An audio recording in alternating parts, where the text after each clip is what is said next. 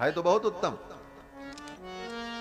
कबहु की करी करुणा नर देही, कभी भगवान करुणा करते हैं तो मानव जीवन मिलता है।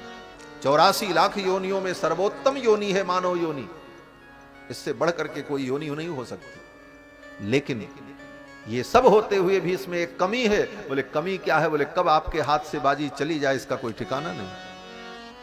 बहुत अच्छा शरीर मिला है, मानव योनि मिला है, सब सोचने समझने और करने की क्षमता है तुम्हारे अंदर, लेकिन अगले क्षण जिंदा रहोगे कि नहीं रहोगे इसका कोई ठिकाना नहीं। ये इसकी कमी है, इसका ये वीक पॉइंट है। प्रहलाद जी कहते हैं दुर्लभम मानुषम जन्म, ये मनुष्य जन्म बड़ा दुर्लभ है, लेकिन अध्रुव है, अनिश्चित है, कब चला जाए कोई ठिकाना नहीं। क्षण भंगुर जीवन की कलिका, कल रात को प्रात खिली न खिली। रट ले हरि नाम अरी रसना, फिर अंत समय में ये हिली न हिली। अंतिम समय में ये जीव हिलेगी, राम का नाम ले पाएगी, इसका क्या ठिकाना। लोग कहते हैं महाराज हम बुढ़ापे में भजन करेंगे। बोले बुढ़ापे में क्या भजन करोगे? बुढ़ापे में कहीं भजन होता है?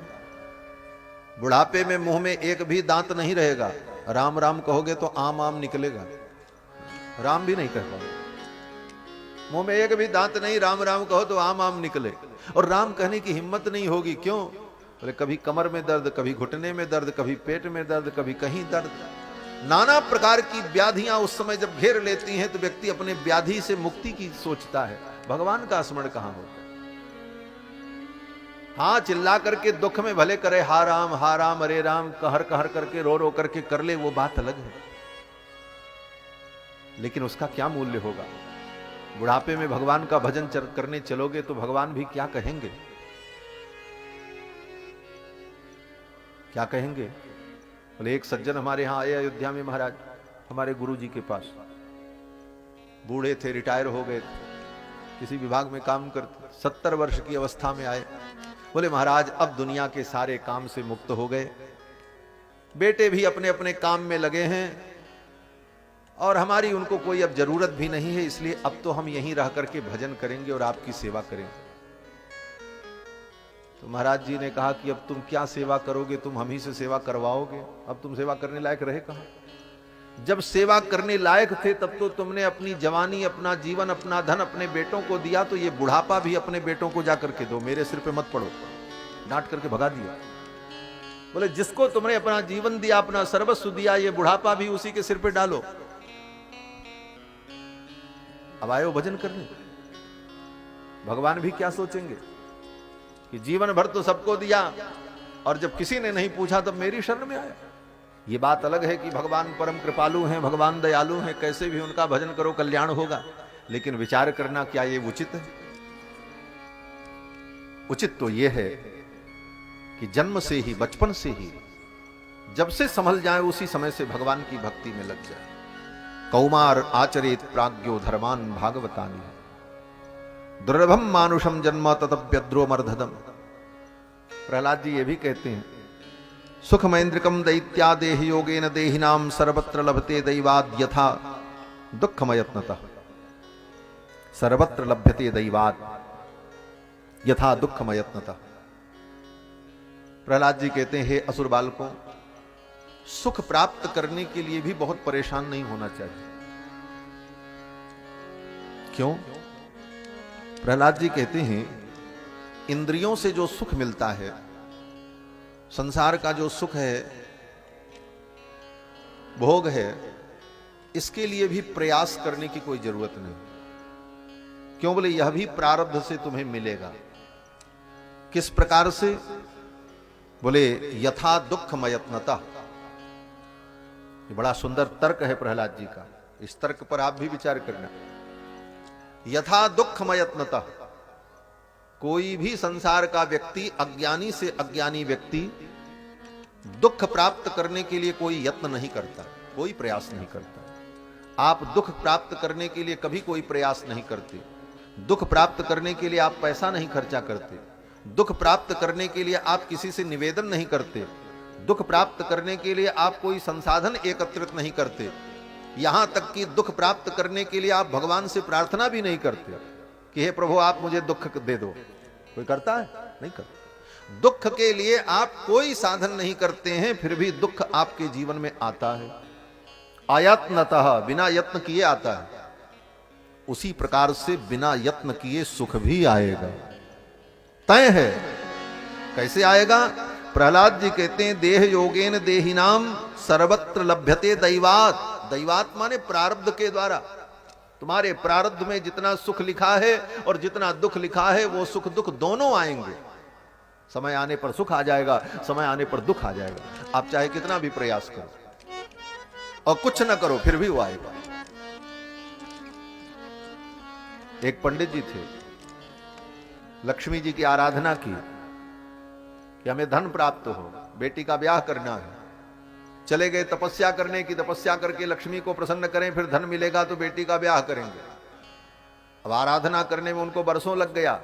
गांव के लोगों ने देखा पंडित जी पता नहीं कहां गायब हो गए, तो गांव के लोगों ने मिलजुल करके पैसा बटोरा और एकत्रित करके बेटी का ब्याह कर दिया। बेटी चली गई ब्याह करके। पंडित जी की तपस्या जब पूरी हुई, लक्ष्मी जी प्रसन्न हो गई। लक्ष्मी जी ने कहा वरदान मांगो। पंडित जी ने कहा मैं अपनी बेटी के विवाह के लिए, धन प्राप्ति के लिए आपकी उपासना कर रहा था, तो आप इतना धन दे दो कि मेरी बेटी का विवाह हो जाए। लक्ष्मी जी तो भगवती हैं। भगवती महालक्ष्मी ने कहा विप्र, जिस बेटी के विवाह के लिए तुमने तप किया उसका विवाह तो हो गया, वो तो अपने घर चली गई, कुछ और मांग लो। तो पंडित जी ने कहा अब हमें कुछ नहीं चाहिए, बेटी के विवाह के लिए ही चिंता थी, वो बेटी का विवाह हो गया, अब मुझे कुछ नहीं चाहिए। लक्ष्मी जी ने कहा तुमने कर्म किया है, इस कर्म का फल तो तुम्हें लेना ही पड़ेगा। तुमने आराधना की है तो इसका भोग तुम्हें भोगना पड़ेगा। पंडित जी ने कहा हम नहीं लेंगे। लक्ष्मी ने कहा इसका फल तो तुम्हें भोगना पड़ेगा, तुम्हारे विधान में। पंडित जी ने कहा क्या भोग है इसका? बोले इसका भोग यही है कि 1 वर्ष तक तुमको राजा बनकर के राज सुख भोगना है। पंडित जी ने सोचा ये लक्ष्मी जी भी क्या बोलती हैं, 1 वर्ष तक राजा बनकर के राज सुख, मेरे जैसे दरिद्र को कौन राजा बनाएगा, कहां मैं राजा बनने जा रहा हूं, ये तो कल्पना से परे की बात है। लक्ष्मी जी तो अंतर्धान हो गई। पंडित जी चल पड़े, लेकिन पंडित जी विद्वान थे, वेद पढ़ा था उन्होंने। हिरण्यवर्णाम हरणीम सुवर्ण रजतस्रजाम चंद्राम हिरण्यमयीम लक्ष्मीम जात वेदो मावह। लक्ष्मी की महिमा को उन्होंने जाना था। पंडित जी ने सोचा लक्ष्मी की बात झूठी तो नहीं हो सकती, वो भगवती हैं, उनकी वाणी मिथ्या नहीं हो सकती। अब 1 वर्ष के लिए हमको राजा बनना पड़ेगा, राजा बनकर के मैं राज सुख भोगूंगा, हमारा ब्राह्मण धर्म नष्ट हो जाएगा।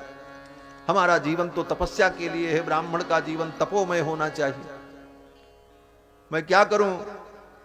तो पंडित जी ने सोचा इससे अच्छा है कि मैं मर जाऊं। मर जाऊंगा तो राजा बनने से बच जाऊंगा। अब देखो बुद्धि और प्रारब्ध अपना काम करता है। पंडित जी ने सोचा हम मर जाएं तो इस प्रारब्ध से बच जाएंगे, राजा नहीं बनना पड़ेगा। अपने से मरते हैं जाकर के तो आत्महत्या का पाप लगेगा। कोई मार दे तो ऐसे ही बिना कारण कोई किसी को क्यों मार देगा? तो पंडित जी को बुद्धि सूझी, बोले चलें राजा के यहां और चल करके राजा का अपमान करें, राजा के साथ ऐसा व्यवहार करें कि राजा क्रोध में आकर के हमें मृत्यु दंड सुना दे। तो राजा के द्वारा जिस किसी को दंड मिलता है तो उसकी अकाल मृत्यु नहीं मानी जाती, तो मैं अकाल मृत्यु से भी बच जाऊंगा। पंडित जी आए और सोचने लगे क्या अपराध करें कि राजा क्रोधित होकर के मुझे मृत्यु दंड दे। छोटे मोटे अपराध पर तो मृत्यु दंड देगा नहीं।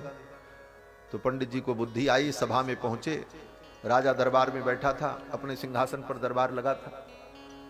पंडित जी ने अपना जूता उतारा और खींच करके मारा राजा को, एक जूता मारा। राजा ने, पंडित जी ने सोचा कि इतने के बाद तो अब मृत्यु दंड तय है, इससे बड़ा तो काम कोई कुछ हो नहीं सकता, इतना बड़ा अपमान राजा का कौन कर सकता है। जूता फेंक करके मारा, लेकिन जूता आते देखकर राजा ने सिर ऐसे कर लिया। जूता जाकर के छत्र के डंडे में लगा तड़ाक से, जो सिंहासन में छत्र लगा था, और उसी छत्र के डंडे में एक सर्पिणी, एक नागिन घूम रही थी राजा को काटने के लिए, दंश करने के। उसी नाग पर, उस सर्पिणी पर जाकर के जूता लगा, वो सर्पिणी नीचे गिरी और छटपट छटपट करके मर गई। राजा ने देखा, सेवकों ने पकड़ लिया पंडित जी को, तब तक देखा सांप मरा पड़ा है, जूता पड़ा। लोगों ने कहा पकड़ो पकड़ो, इस ब्राह्मण ने अपराध किया। पकड़ करके पंडित जी लाए गए। उसी समय कुल पुरोहित को बुलाया गया। राजा ने कहा महाराज ये कैसी घटना है, इस ब्राह्मण ने मुझे जूता मारा और ये नागिन मेरे सिंहासन में थी, ये मर गई जूता लगने पर। तो जो कुल पुरोहित थे उन्होंने राजा की कुंडली निकाली और कुंडली पढ़ करके कहा राजन आज आपका काल सर्प योग था, आज काल सर्प योग के कारण आपकी मृत्यु संभव थी, आपकी मृत्यु हो जाती, लेकिन इस ब्राह्मण की कृपा से आप बच गए, इस ब्राह्मण के आशीर्वाद से आप बच गए। इसने जूता मारा और वो नागिन मर गई, आपका काल सर्प योग दूर हो गया। राजा चरणों में गिर पड़ा, बोले महाराज आपने तो मेरे जीवन को बचा लिया, अब तो आप ही इस गद्दी पर बैठो। जबरदस्ती पकड़ करके बैठा दिया अपने सिंहासन पर। महाराज आप सिंहासन पर बैठो, हम आपकी सेवा करेंगे। ब्राह्मण ने कहा नहीं नहीं महाराज हमको फांसी सुनाओ, हम मरना चाहते हैं। राजा ने कहा रे रे ऐसा कैसे हो सकता, आपने मेरे जीवन को बचाया है और मैं आपको फांसी सुनाऊं, ये तो हो नहीं सकता।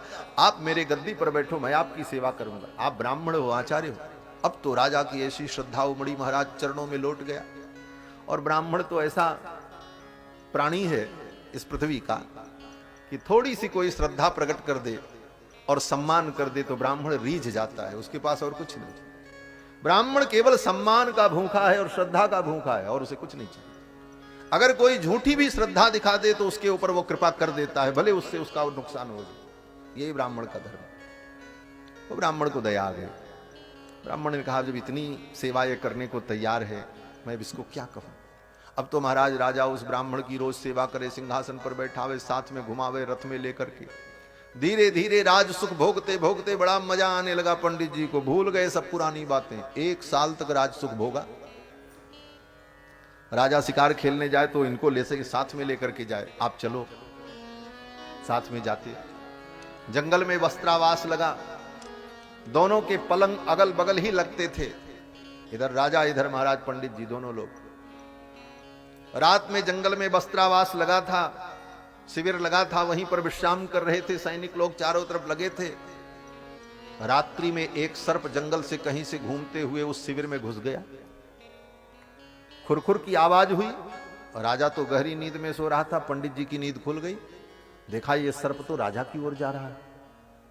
पंडित जी ने सोचा इस राजा ने मेरी इतनी सेवा की, अपनी गद्दी पर बैठा करके मेरी आरती उतारता है और ये सर्प राजा की ओर जा रहा, कहीं राजा को काट लेगा तो राजा की तो मृत्यु हो जाएगी। उस सर्प को मारने के लिए पंडित जी ने अपनी तलवार निकाली, क्योंकि राजा के साथ रहते थे तो तलवार अस्त्र शस्त्र सब रखते थे।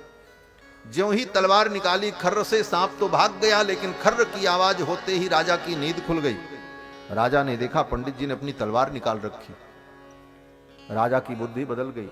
बोले ब्राह्मण तेरी मैंने पूजा की और तेरा इतना सम्मान किया और आज तू एकांत अवसर पाकर के मुझे मार देना चाहता। उल्टा अर्थ निकल गया। राजा ने कहा तुम मेरी हत्या करना चाहते थे कि यहां जंगल में मार दें तो तुम्हारा राज्य निष्कंटक हो जाए। पंडित जी ने कहा नहीं नहीं महाराज ऐसी बात नहीं है, एक सर्प आया था। बोले कहां सर्प? सर्प तो भाग गया। क्या प्रमाण देते? और रात्रि का समय और तलवार हाथ में और वहां दूसरा कोई था नहीं। कितनी भी सफाई दी पंडित जी ने, राजा ने स्वीकार नहीं किया। क्यों? बोले प्रारब्ध विपरीत आ चुका था, कर्म का भोग पूर्ण हो चुका था, वैसी अवस्थाएं सृजित हो गई, व्यवस्था वैसी बन गई। राजा ने विचार किया इसको क्या दंड दें। फिर राजा ने सोचा, राजा ने कहा कुछ भी हो, एक बार इसने मेरे प्राण की रक्षा की है और आज ये भले मुझे मारना चाहता हो लेकिन मारा तो नहीं है, तो मैं इसको मृत्युदंड क्यों दूं। राजा ने कहा ठीक है ब्राह्मण, तूने एक बार मेरे प्राण की रक्षा की इसलिए मैं तुझे जीवन दान देता हूं, लेकिन मेरे राज्य की सीमा से बाहर चले जाओ। पंडित जी चल पड़े, सब सुख छोड़ करके, सुविधाओं को छोड़ करके जब फिर चल पड़े और राज्य की सीमा से बाहर निकले तो लक्ष्मी जी रास्ते में मिल गई। लक्ष्मी जी ने कहा कहो विप्र, कर्म का फल क्या होता? तुम्हें अपने प्रारब्ध को भोगना पड़ा। तो ये प्रारब्ध की गति बड़ी विलक्षण है। सुख दुख प्रारब्ध में जितना लिखा है वो समय आने पर बिना प्रयास किए आ जाएगा, वो आएगा, उसे कोई रोक नहीं सकता। प्रारब्धम परिभुज्य कर्म शकलम प्रक्षीण कर्मांतर। प्रहलाद जी कहते हैं हे असुर बालकों, ये सुख दुख प्रारब्धवश आते हैं। जिस तरह दुख को प्राप्त करने के लिए व्यक्ति कोई प्रयास नहीं करता और वो आ जाता है, उसी प्रकार सुख भी आएगा। इसलिए सुख दुख की चिंता छोड़कर भगवान का चिंतन करना चाहिए। प्रहलाद जी की इन बातों को सुनकर के असुर बालक उनके भक्त बन गए और सब भगवान का कीर्तन करने लगे। एक दिन हिरण्यकश्यपु को आकर के आचार्यों ने बताया कि महाराज आपके बेटे ने पूरे विद्यालय को बर्बाद कर दिया। अभी तक आपका बेटा आपके शत्रु का नाम लेता, अब तो विद्यालय में केवल आपके शत्रु के नाम का कीर्तन होता, दूसरा काम होता ही नहीं। जब देखो सब बच्चे बैठ करके कीर्तन करते हैं, श्रीमन नारायण श्रीमन नारायण। हिरण्यकश्यपु को बड़ा क्रोध आया, प्रहलाद जी को बुलाया और कहा, दुष्ट, तू मेरे शत्रु की बात करता है? बड़े बड़े देवता मुझसे डरते हैं और तुझे भय नहीं लगता? प्रहलाद जी ने कहा, पिताजी, जिसके बल से आप बलवान हैं उसी के बल से मैं भी बलवान हूं। न केवलम में भवतश्च राजन सवई बलम बलिनाम चापरेशाम। इतना सुनते ही तो हिरण्यकश्यपु को क्रोध आया। हिरण्यकश्यपु ने कहा, कहां है तेरा भगवान? जिस भगवान के बल पर तू इतना गुरूर करता है वो तेरा भगवान कहां है? बुला अपने भगवान को, मैं देख लूं तेरे भगवान में कितनी शक्ति है। प्रहलाद जी ने कहा, भगवान तो सब जगह है, बुलाना उसको पड़ता है जो दूर होता है, भगवान तो सब जगह है। हिरण्यकश्यपु ने कहा, कहां कहां है? प्रहलाद जी ने कहा, कहां नहीं है?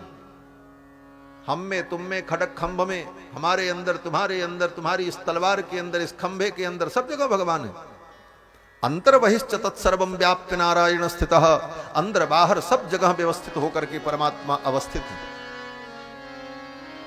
कहां भगवान नहीं?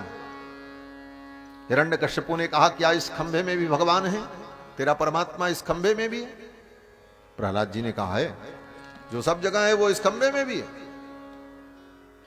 प्रहलादस्ति यदीश्वरो बदहरि सर्वत्र में दर्शय स्तंभे चैवमिति ब्रुवन्तुम असुरः तत्र विरासीत धरी। प्रहलाद जी ने कहा, इस खंभे में भी भगवान है। हिरण्यकश्यपु दौड़ पड़ा और दौड़ करके उसने खंभे पर एक मुष्टिका का प्रहार किया। खंभा टूट गया। उस खंभे के अंदर एक सुई भी जाने की जगह नहीं थी, इतना ठोस था वो खंभा। लेकिन उस खंभा के टूटने पर उसके अंदर से भगवान नरसिंह प्रकट हो गए। बोलो लक्ष्मी नरसिंह भगवान की जय। लक्ष्मी नरसिंह भगवान प्रकट हो गए। गर्जना करते हुए भगवान नरसिंह प्रकट हुए। विशाल रूप, सिंह के समान मुख, नर के समान शरीर, कराल दृष्टम करवाल चंचल छुरांत जिह्वम भ्रकुटी मुखोलबड़म। और नरसिंह भगवान ने दौड़ करके हिरण्यकश्यपु को पकड़ लिया, घसीटते हुए लेकर के आए और महल के द्वार पर देहली पर नरसिंह भगवान विराजमान हुए। अपनी जंघाओं पर हिरण्यकश्यपु को लिटाया। नीचे की दो भुजाओं से हिरण्यकश्यपु के शरीर को जकड़कर पकड़ लिया। ऊपर की दो भुजाएं खाली थीं। नरसिंह भगवान ने कहा, तूने ब्रह्मा से वरदान मांगा था, मेरी मृत्यु न दिन में हो न रात में हो, देख ले न दिन है न रात है। तूने वरदान मांगा था, मेरी मृत्यु न अस्त्र से हो न शस्त्र से हो, देख ले ये मेरे भयंकर नख न अस्त्र हैं न शस्त्र हैं। इस प्रकार कहते हुए उसकी समस्त प्रतिज्ञाओं का स्मरण दिलाते हुए भगवान नरसिंह ने हिरण्यकश्यपु के वक्षस्थल में अपने नख को धसाया और कर्र से पेट फाड़ दिया। वक्षस्तस्य विदारयन् निज नखैहि वात्सल्यमापादयन् आर्तत्राणपरायणस्य भगवान नारायणो मे गति। नखांकुरोत्पाटित हृत्सरोहम। अपने नख के द्वारा वक्षस्थल को विदीर्ण कर दिया, हिरण्यकश्यपु की छाती को फाड़ दिया। हिरण्यकश्यपु का नरसिंह भगवान ने वध कर दिया। उसके जो और अनुचर थे आए, सबको भगवान ने मार डाला। भगवान का क्रोध शांत नहीं हो रहा था। ब्रह्मा इंद्र सब ने आकर के स्तुति की, भगवान का क्रोध शांत नहीं हुआ। देवताओं ने लक्ष्मी जी को भेजा, आप जाओ, आपके जाने पर इनका क्रोध शांत होगा। लक्ष्मी जी आई। भगवान ने ऐसी गर्जना की कि लक्ष्मी जी भी उल्टे पांव लौट गए। लक्ष्मी जी ने कहा, ऐसा क्रोध तो आज तक मैंने देखा ही नहीं, आज ये मुझसे भी शांत होने वाले नहीं। तब ब्रह्मा जी ने प्रहलाद जी से कहा, बेटा तुम जाओ, तुम्हारे लिए इनका अवतार हुआ है, तुम्हारे जाने पर इनका क्रोध शांत हो जाए। प्रहलाद जी आए और आकर के भगवान के चरणों में साष्टांग प्रणाम किया। स्वपाद मूले पतितम तमर्भकम विलोक्य देव कृपया परिप्लुतः। स्वपाद मूले पतितम तमर्भकम। अपने चरण कमल में साष्टांग प्रणाम करते हुए प्रहलाद को देखकर भगवान का क्रोध शांत हो गया। विलोक्य देवः कृपया परिप्लुतः, कृपा के सागर में भगवान डूब गए और प्रहलाद को उठा करके भगवान ने अपनी गोद में बैठा लिया। उत्थाप्य तच्छीर्ष्ण दधात कराम्बुजम, प्रहलाद को उठा करके भगवान नरसिंह ने अपनी गोद में बैठा लिया और प्रहलाद के सिर पर भगवान ने अपने हाथ को रखा। तच्छीर्ष्ण दधात कराम्बुजम, प्रहलाद के सिर पर अपने कराम्बुज को, कर कमल को भगवान ने रखा। इस दृश्य का चिंतन करते हुए श्री सुखदेव भगवान कहते हैं कि ये भगवान के कर कमल कैसे हैं। कहते हैं काला ही वित्रस्त धियाम कृता भयम, काला ही वित्रस्त धियाम, काल रूपी महासर्प के भय से जिसकी बुद्धि भयभीत हो गई हो, ऐसी बुद्धि के भय को दूर कर देने वाले, अभय प्रदान करने वाले भगवान के करारविंद। काला ही वित्रस्त धियाम कृता भयम, भगवान ने अपने कर कमल को प्रहलाद के मस्तक पर रखा। शीतल सुखद छाह जेहि करके मेटत शाप ताप माया, तुलसीदास जी महाराज वर्णन करते हैं। ये भगवान के कर कमल का वैशिष्ट है, विशेषता है। प्रहलाद जी ने भगवान के चरणों में साष्टांग प्रणाम किया, बड़ी सुंदर स्तुति की। भगवान बड़े प्रसन्न हुए। भगवान ने कहा प्रहलाद, मुझे आने में देर हो गई हो तो क्षमा कर देना।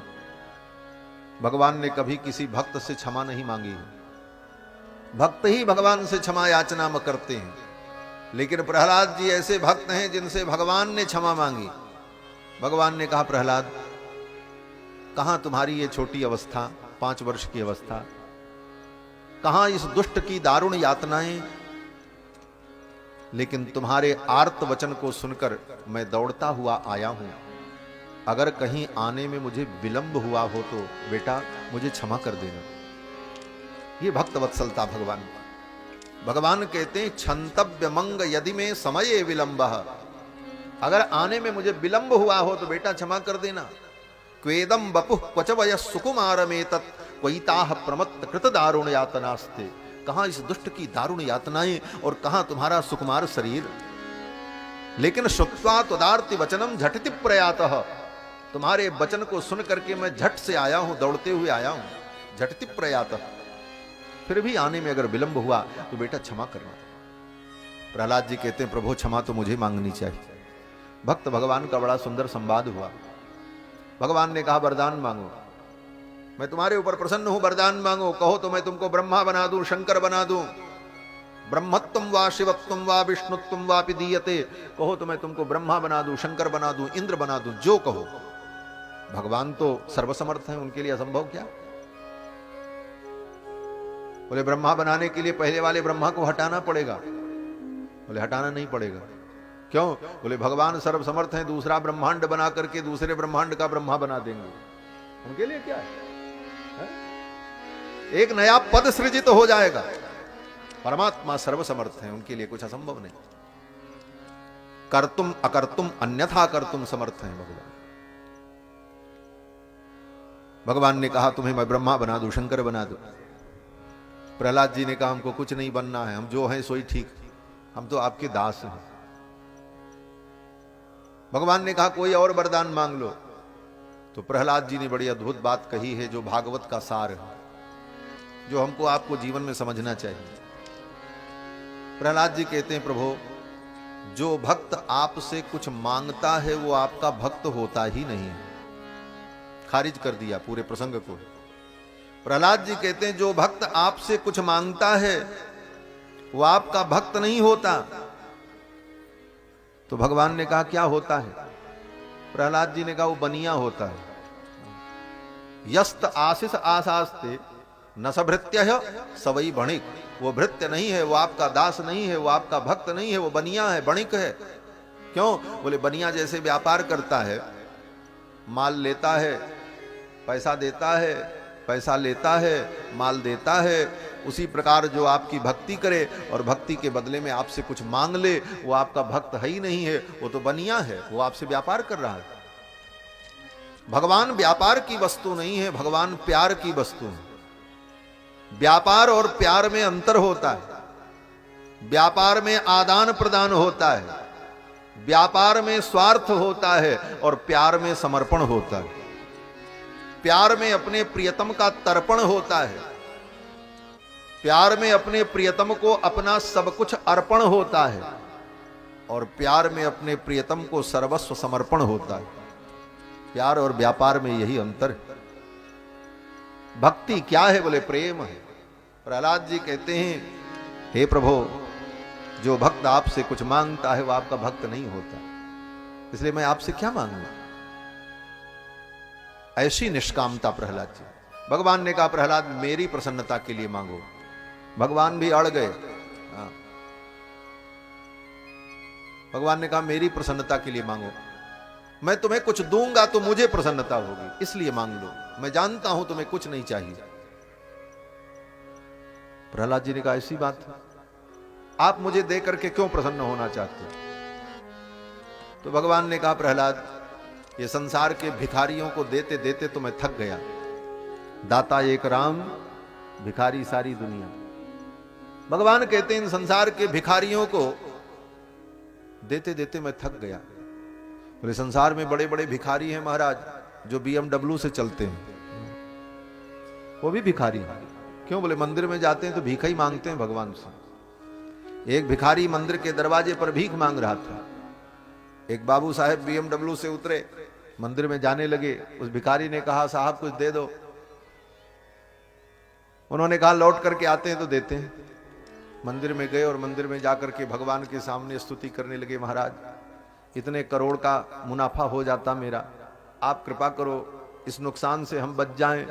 अपनी सारी व्यापार की, कारोबार की बात भगवान के सामने निवेदन कर रहे थे, भगवान से मांग रहे थे। लौट करके जब आए तो उस भिखारी के कटोरे में 10 रुपया जब डालने लगे तो भिखारी ने कहा, बाबूजी ये लेते जाओ। बोले, क्यों? बोले, आप भी मेरे ही समान हो, आप भी तो भीख मांगते हो।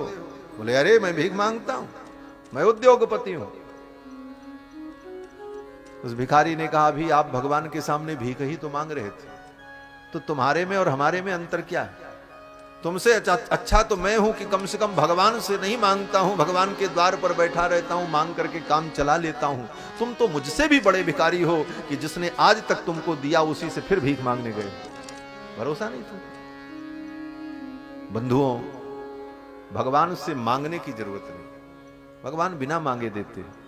जिस दिन तुम पैदा हुए तुम्हारे मुंह में दांत नहीं थे और पेट की आंतें कमजोर थीं, अन्न पचाने की क्षमता नहीं थी, मुंह में दांत नहीं थे अन्न को कूंचने के, उस समय भी तुम्हारा जीवन कैसे चलेगा इसकी व्यवस्था परमात्मा ने की। मां के स्तन में दुग्ध प्रकट कर दिया पैदा होने के पहले, इस दूध को पी करके जिएगा। तो जिस परमात्मा को इतनी चिंता है कि तुम्हारा पेट कहां से भरेगा, इसके बाद भी भगवान से मांगो तो ये बुद्धि का दिवाला ही तो निकलना है। इसके बाद भी ना समझ में आवे। प्रहलाद जी कहते हैं, भगवान से क्या मांगे? भगवान कहते हैं, नहीं नहीं, तुम्हारे जैसे आप्त काम, पूर्ण काम, परम निष्काम को मैं कुछ दूंगा तो मुझे भी प्रसन्नता होगा, मेरी प्रसन्नता के लिए मांगो। तब प्रहलाद जी ने कहा, अच्छा अगर ऐसी बात है तो आपकी प्रसन्नता के लिए मैं मांगता हूं। राजी हैं हम उसी में जिसमें तेरी रजा है। अगर आप इसी में राजी हैं कि मुझे कुछ दे करके प्रसन्न होना चाहते हैं तो मैं मांगता हूं। तो प्रहलाद जी ने भगवान से मांगा। आप कहोगे अंत में प्रहलाद जी ने भी भगवान से मांगा, फिर हमारे में और प्रहलाद में क्या अंतर रहा?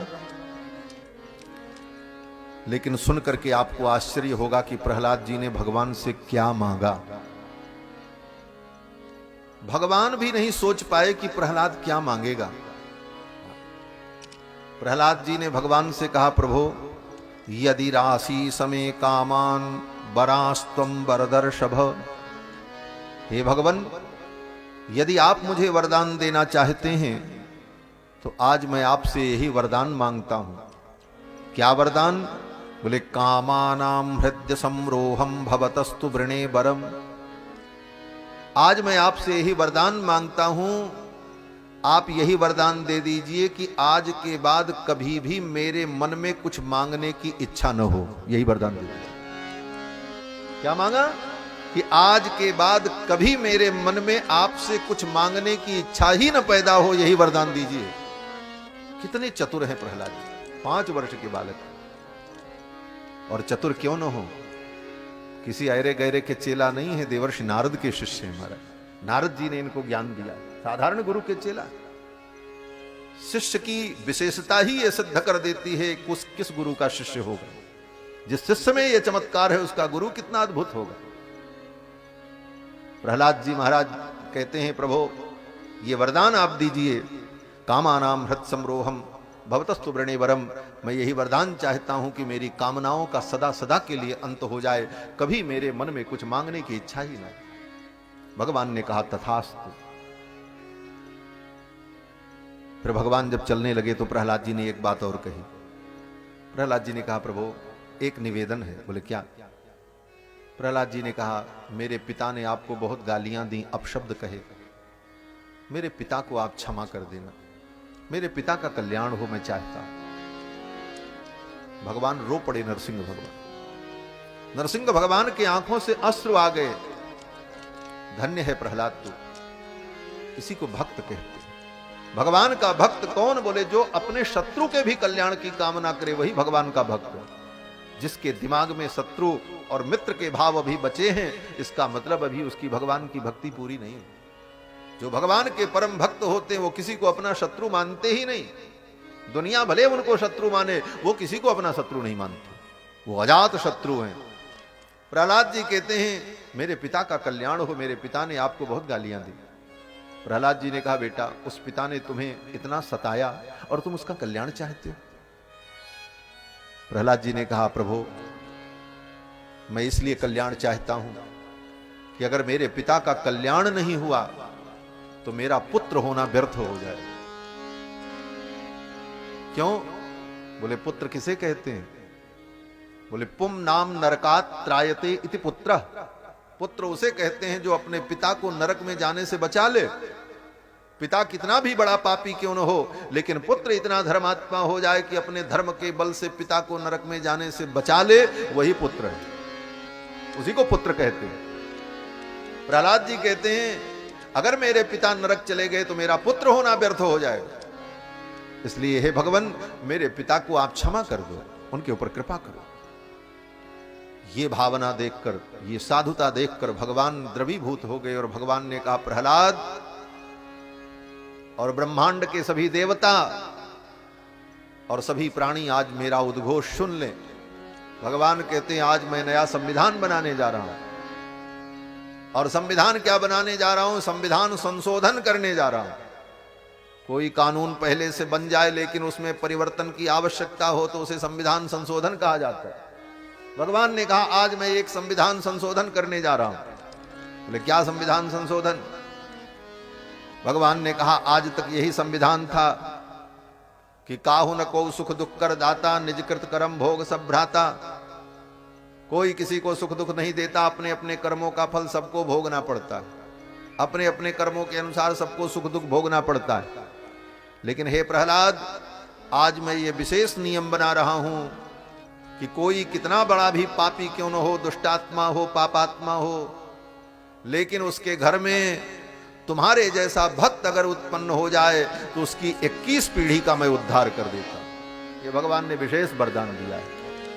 ये नया कानून बना दिया भगवान ने नरसिम्हावतार में कि प्रहलाद, आज मैं कानून बना रहा हूं, ये नियम निर्धारण कर रहा हूं कि तुम्हारे जैसा भक्त जिसके कुल में उत्पन्न होगा, उसके पिता, उसके पिता के पिता, उसके पिता के पिता, उसकी 21 पीढ़ी का मैं उद्धार कर दूंगा, चाहे सब पापी क्यों न हो, उस भक्त के संबंध के कारण।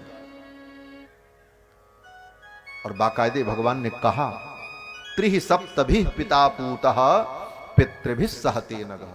त्रिहि सप्तभिः, त्रिहि सप्तभिः का मतलब 7 त्रिक 21, 21 का 7 का पहाड़ा समझ लो। भगवान कहते हैं त्रिहि सप्तभिः पिता पूत, 21 पीढ़ी का उद्धार मैं कर दूंगा। यत साधो से गृहे जातो भवान वही कुल पावन। तुम्हारे जैसा कुल पावन, कुल को पवित्र करने वाली संतान जिसके कुल में पैदा हो जाएगी, उसकी 21 पीढ़ी का मैं उद्धार कर दूंगा।